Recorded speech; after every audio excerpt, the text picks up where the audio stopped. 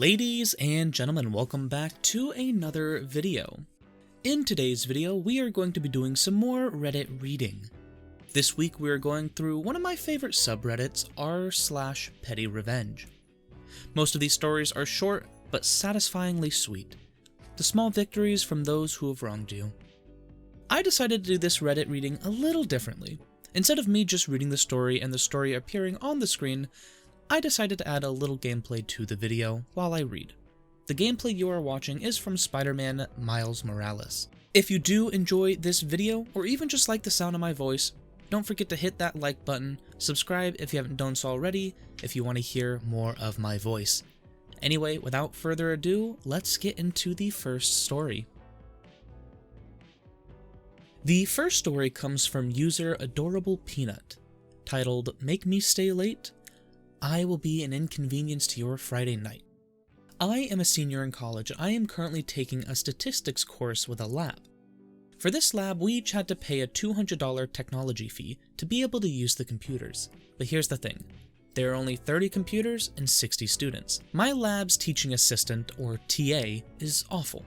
She's on a power trip all of the time. The first lab we went to, she made all of us stay late just so she could go around and individually watch us print because she didn't trust us to do so on our own. Some important backstory here. My lab TA hates getting emails. She always makes us print because of this, despite the lack of computers. She says she doesn't want to receive 60 individual emails each lab. During our second lab this semester, we had a section in which we had to print out a page of graphs. Our head teaching assistant said one graph page per group was fine since there was only one printer, and half of us didn't have computers. However, at the end of the lab, the bad TA stated this was not okay with her, and we would have to print out another copy for my lab partner. I informed her that my lab partner, along with half of the class, had already left, and she told me to figure out how to get a graph submitted for my lab partner or I would lose points on my grade. So, being the studious senior that I am, I sent a message to our group chat of 60 students saying, "Hey guys, the TA really needs everyone to email a copy of your graphs to her today, even if you've already printed." She said she needs a copy from everyone, and it must be done today. If you don't send it, you may lose points on your lab. She received 60 separate emails that night. I often laugh thinking about how confused and angry it made her. A week later, we got an email saying she had been fired for her mistreatment of students.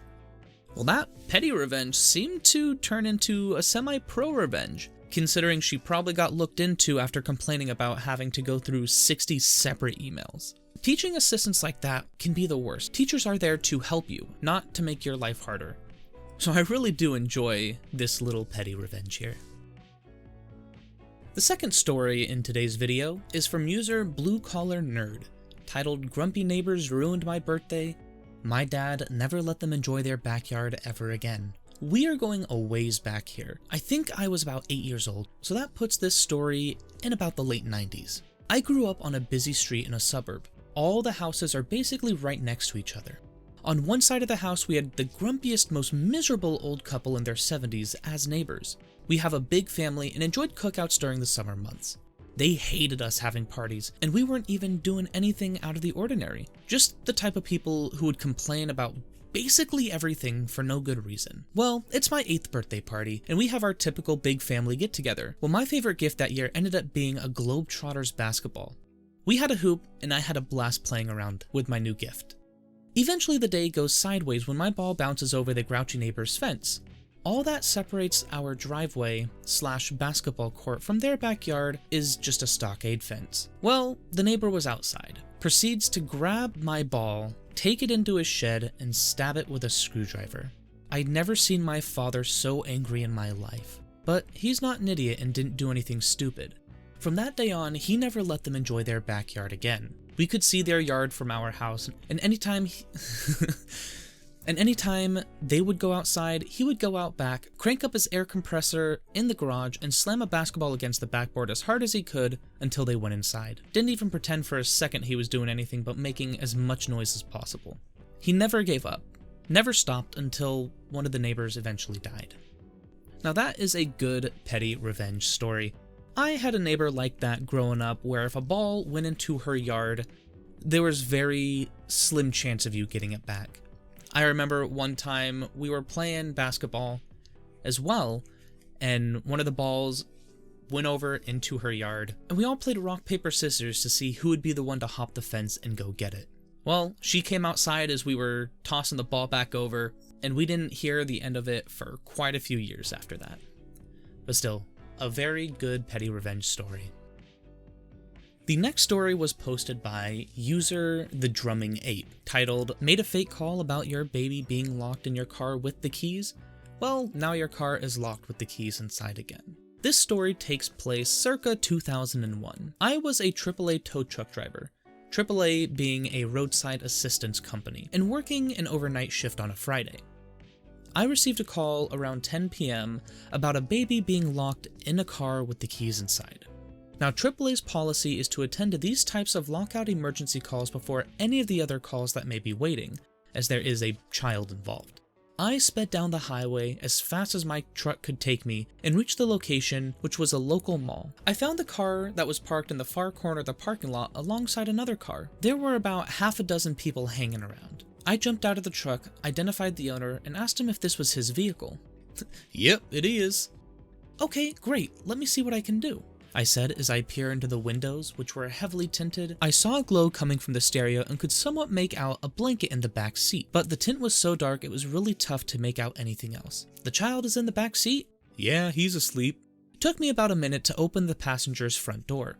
As soon as the locking mechanism clicked, the owner of the vehicle reached in front of me, opened the door, reached inside to grab his keys off the passenger seat, and a six-pack of beer off the floor. He stepped back and let out a little chuckle. I poked my head inside the car and looked into the back seat. There was no baby. The driver was still standing close to me and was in the process of twisting off the bottle cap to his beer while holding his keys in the same hand. Instinctively, I snatched his keys away from him, tossed them into the back of the car, pushed the lock button on his door frame, and slammed it shut. "Go screw yourself. Now you can stay here all night," I said as I walked away and got back into my truck. No one said a word to me, and the driver stood there dumbfounded, holding his beer to his chest as I drove away. I called dispatch and explained what happened, and they made a note not to send any other drivers out to this account for a lockout situation. Now, this petty revenge is a nice revenge, not only keeping a drunk driver off of the road, a very simple petty revenge. And the final story in today's episode is a very short but sweet story from user Dire Raven, titled, "Say Goodbye to Your Check." I was waiting in line at the bank. They have you line up outside. Not a problem. This particular day, it was a bit windy. Again, not a problem.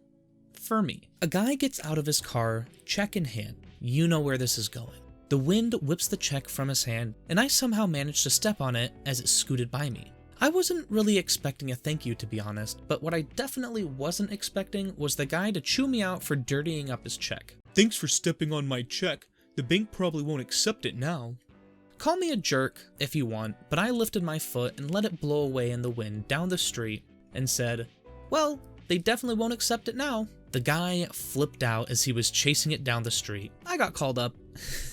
I got called up next in line. Sorry, not sorry. Don't you just love some sweet petty revenge? I sure do. That's why I say it's best to just be nice to people. If you did enjoy this video, let me know in the comments down below. Thank you all so much for watching, and I will see you all in the next video. Bye.